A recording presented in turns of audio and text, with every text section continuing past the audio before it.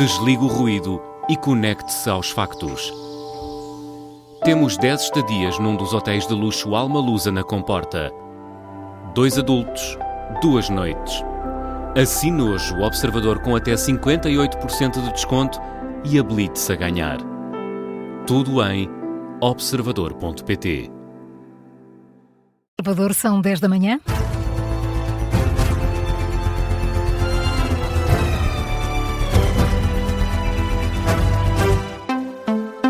As notícias com Carla Jorge de Carvalho. O PSD considera o virar de costas de Pedro Delgado Alves, no final do discurso do Presidente da Assembleia da República, uma falta de respeito. Ainda assim, os sociais-democratas admitem rever o acesso às declarações de rendimentos dos titulares políticos. Foi no explicador desta manhã. Em causa está um momento em que Aguiar Branco criticou o excesso de escrutínio dos políticos, defendendo que transformou a política num reality show.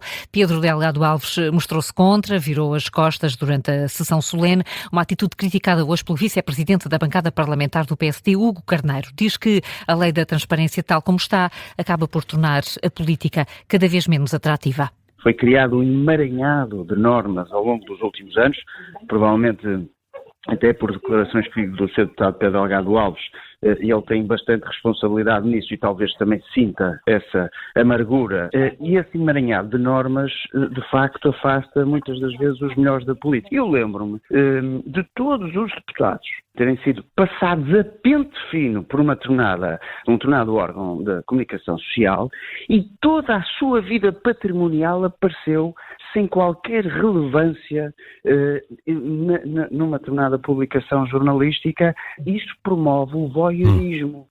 Hugo Carneiro, que admite também que o PSD poderá vir a promover no Parlamento uma alteração legislativa ao acesso às declarações de rendimentos de políticos, contrariando assim a posição assumida por Hugo Soares, que já defendeu que a declaração de rendimentos e interesses deve deixar de ser de acesso público. Pedro Delgado Alves volta a justificar o protesto, diz que está a crescer um discurso na Assembleia da República que tem como objetivo diminuir o escrutínio sobre os deputados e o governo. Alerta que esse é um dos principais problemas que a democracia está a enfrentar. Quer-se fazer um exercício de melhorar esse equilíbrio e esse balanço? Pode-se fazer esse raciocínio, pode-se ver se, no caso concreto, há situações que podem ser simplificadas na comunicação de informação. Agora, acima de tudo, não se deite fora o bebé com a água do banho. Não se mate a transparência. E o tema que eu coloco em cima da mesa e o tema que me parece especialmente criticável ontem é esse. Há uma narrativa a crescer junto de alguns decisores políticos para eliminar, restringir fortemente a transparência do fiscalização das contas, do funcionamento da administração pública, no acesso a documentos produzidos para a administração pública, e esse é o problema que a democracia tem. Pedro Delgado Alves, no debate desta manhã no Explicador, com o Chega, a deputada Cristina Rodrigues, a defender uma legislação mais equilibrada entre a transparência e o acesso público à informação do património dos políticos. Ainda assim, Cristina Rodrigues admite que os discursos de José Pedro Aguiar Branco e de António José Seguro, na sessão solene do 25 de Abril, pareceram contraditórios. Eu subscrevo as palavras do Carneiro relativamente a esta matéria, sem prejuízo de também acharmos que é importante que possa haver um escrutínio público. Agora, tem que haver um equilíbrio e atingirmos esse equilíbrio é da maior dificuldade. E ainda não estamos nessa fase do equilíbrio? Eu acho que podemos não estar. Aliás, nós se olharmos para os dois discursos, tanto do Presidente da República como do Presidente da Assembleia da República, de facto eles pareceram ligeiramente, ou talvez contraditórios, ou pelo menos um talvez estivesse a pedir mais transparência e outro a pedir mais equilíbrio, o que reflete que é necessário haver discussão sobre esta situação. Cristina Rodrigues, Pedro Delgado Alves e Hugo Carneiro, os convidados do Explicador desta manhã, dedicado ao discurso de José Pedro Aguiar Branco na sessão solene do 25 de Abril. E falamos agora da privatização da TAP. O antigo administrador da companhia aérea, Miguel Frasquilho, não dá como garantido que a guerra no Médio Oriente prejudique o valor de compra da empresa.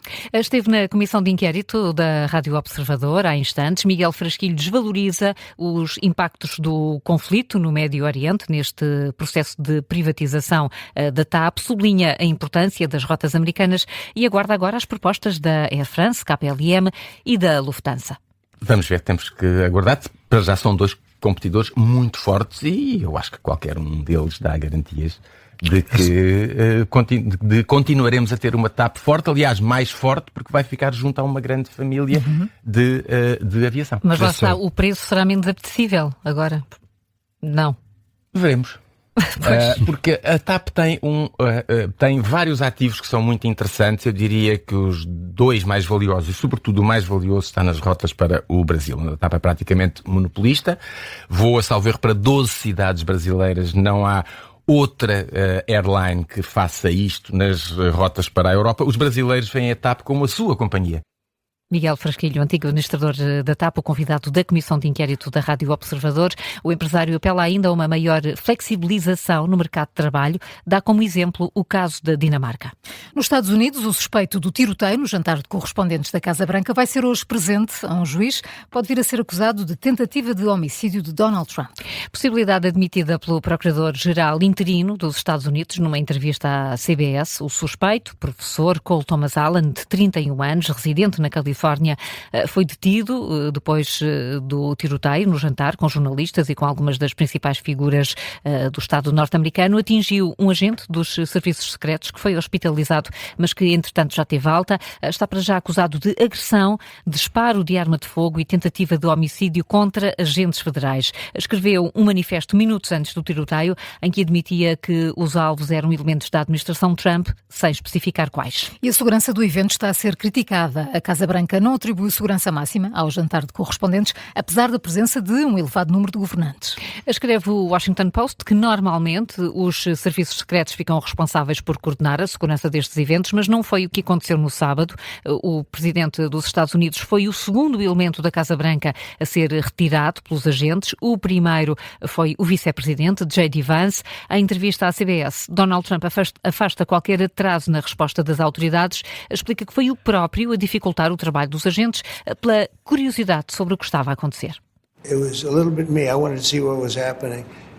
And I wasn't making it that easy for him. I wanted to... A culpa foi um bocado minha. Eu queria ver o que se passava e não lhes facilitei a vida. Queria ver o que estava a acontecer à minha volta. Estava rodeado de ótimas pessoas e provavelmente tornei a atuação dos agentes mais lenta.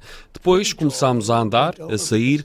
Pediram-me para me baixar, pediram-me por favor para me atirar para o chão e foi o que fiz e a primeira-dama também se baixou.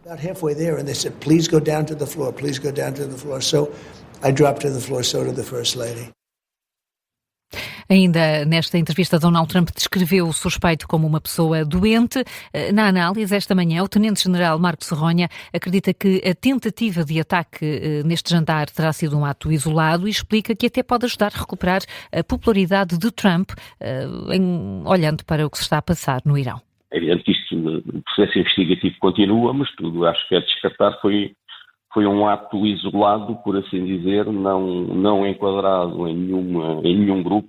Se esta situação tiver inserido uma alteração na dinâmica de perda de votos que Donald Trump estava a ter, pode eventualmente dar-lhe mais, lastro em termos internos, da questão interna dos Estados Unidos relativamente à guerra do Médio Oriente, e dar a possibilidade de Trump ter uma postura mais em prol do esforço de guerra do que nos parecia que estava a ter até agora, não é? A análise do tenente-general Marco Serronha no gabinete de guerra desta manhã. Donald Trump garante também que a viagem do rei Carlos III de Inglaterra aos Estados Unidos vai acontecer com total segurança. É uma visita oficial que começa hoje, continua até quinta-feira. O Palácio de Buckingham confirma também que a visita se mantém, apesar desta tentativa de ataque do último sábado. São 10h08, já a seguir o Contracorrente. Primeiro, Carla, que outras notícias merecem destaque a esta hora? Ainda a atualidade internacional, pelo menos 14 pessoas morreram e outras 37 ficaram feridas no ataque de ontem de Israel ao Líbano. Os números são divulgados hoje pelas autoridades libanesas. Numa publicação na rede social X, o exército de Israel acusou o Hezbollah de violar o cessar-fogo e por isso diz que teve de agir. Ainda pelo Médio Oriente, o Irão apresentou uma nova proposta para a reabertura do Estreito de Hormuz, informação avançada pelo portal Axios. Com esta proposta ficam adiadas para mais tarde as negociações sobre o programa nuclear. Um responsável norte-americano citado pela mesma fonte adianta que Donald Trump deve analisar hoje o atual impasse e possíveis passos a seguir. O lucro da Galp disparou mais de 40% desde o início deste ano. No primeiro trimestre, a petrolífera portuguesa lucrou 272 milhões de euros. A contribuir para estes resultados esteve um aumento de 23% na produção de petróleo e gás natural. Dados divulgados esta manhã pela Galp. O IPMA subiu o número de distritos sob aviso amarelo amanhã, por causa das previsões de chuva e trovoada. Passam de 8 para 11. Hoje, os distritos de Vila Real, Viana do Castelo e Braga vão estar sob aviso amarelo entre o meio-dia e as 6 da tarde. O IPMA prevê aguaceiros, por vezes fortes, possibilidade de queda de granizo e de trovoada. E agora vamos falar de uma despedida de solteiro. No caso de solteira, vocês são daqueles... Há tanto tempo que não vou. Não. Eu também não. Séculos. Também não. Mas porquê que riste, Paulo? Porque é suposto as solteiras ser só com as amigas. Sim, mas e de solteiro também. Nunca fui muito fã. É suposto, não quer dizer Nunca que fui acontece. muito fã disso, confesso. Mesmo do princípio em si, enfim. Sim. Mas não vamos discutir filosofia agora. Há aqui uma história, não vamos. Vamos antes para um caso que aconteceu de uma despedida de solteira em Florença, a Itália. A noiva foi sair com as amigas.